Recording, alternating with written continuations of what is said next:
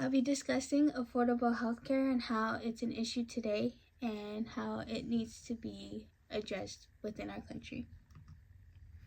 I'll be talking about the financial burdens of the healthcare and why we should reduce it. I will also explain how it can help maintain our mental health when we have affordable healthcare. How it can prevent diseases and injuries, and I'll also be promoting long-term health. Imagine you're a mother, a single mom who has 2 jobs, and you can't pay for the doctor's fees for your children, or even for yourself. Or you're a college graduate who are independent, you don't rely on your parents, you can't afford your own health insurance.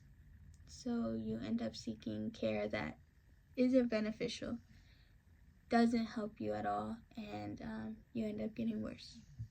This is an issue that a lot of people in the journal entries by the KFF, Healthcare Costs and Affordability in the U.S. in 2022, there are a lot of stories about the issues with the healthcare and how they can't afford it, and how it's always affected them. And it's not only mothers and graduates, it's families, it's friends, it's people who are individuals. Healthcare isn't a luxury, it's a right, and there are too many people who are left behind. According to a study, 43 by the Commonwealth Fund, 43% of working adults are insured, and 43% is really low, definitely in this country. That should be much higher. Everyone in this country should have access to affordable health care and shouldn't have to rely on Medicare or Medicaid. So with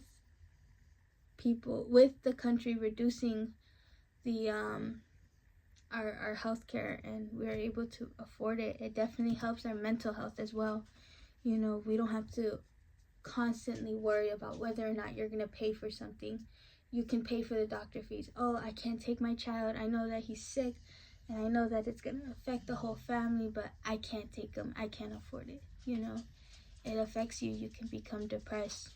You can develop a lot of mental issues with that, and it's definitely a really big issue to this day. If we reduce the health disparities and promote a better life, it definitely will help us. Increasing access to the public health insurance options and implementing caps on prescription drug costs may alleviate financial barriers. That is from an article by the OECD, Health at a Glance, made in 2022. It explains how countries like Canada and Germany, they've shown that the universal healthcare system can enhance outcomes while decreasing costs as well. And that's something, we can see, we know as a country, we see other countries thriving with their health. And I know personally, I went to a school where there was a bunch of international students, some of them from Canada, some from Finland, Sweden, and they've all told me how they don't have to pay to go to the doctors. They don't have to, although they wait a good minute just to go to the doctors, but they don't go to the doctors as much as we do. They're able to go probably once a year, while other people, they go 10 times a year. And that's definitely an issue. I know I've gone a lot this year, and it's been an issue paying for that. So if we promote a better life, for ourselves, a better lifestyle, that's something that the country definitely needs to work on.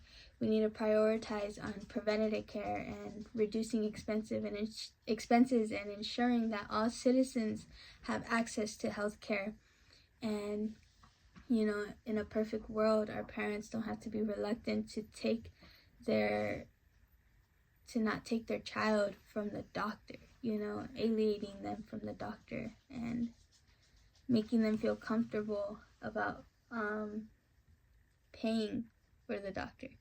And it's definitely that something needs to be fixed, you know, and I would definitely feel that lawmakers should create laws that give access to affordable health care and join groups who are working for this cause. And, you know, everybody should tell their story, give their story on how this healthcare system hasn't helped them and how it affects them, you know, because I know that everyone in this country may not have been themselves, but it could be a family member, a friend. They know that they had issues with the system and how they saw how they were mentally, physically, you know, financially, and it's a life that not a lot of people want to live. So we should all make that change, you know, petition, surveys, give evidence and show that we're not doing great as a country when it comes with our healthcare. Thank you.